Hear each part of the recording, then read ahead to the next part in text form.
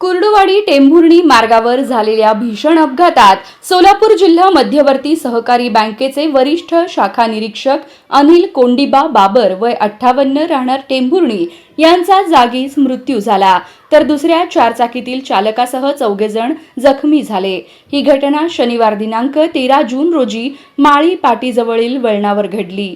मिळालेल्या माहितीनुसार अनिल बाबर हे डीसीसी बँकेत वरिष्ठ शाखा निरीक्षक म्हणून कार्यरत होते। कुर्डुवाडी शाखेतील कर्जमाफी संदर्भातील कामकाज पूर्ण करून ते त्यांच्या MH45 AN 4067 क्रमांकाच्या I10 कारमधून टेंभुर्णीकडे परतत होते। दरम्यान कुर्डू हद्दीतील माळीपाटी येथील वळणावर समोरून येणाऱ्या MH45 BD 7008 क्रमांकाच्या चारचाकी वाहनाची त्यांच्या कारला समोरासमोर जोरदार धडक बसली। अपघात इतका भीषण होता की अनिल बाबर यांचा घटनास्थळीच मृत्यू झाला। दुसऱ्या वाहनातील चालकासह 4 जण जखमी झाले असून त्यांच्यावर उपचार सुरू आहेत। घटनेची माहिती मिळताच घटनास्थळी आणि कुर्डुवाडी ग्रामीण रुग्णालयात नागरिकांनी मोठी गर्दी केली होती।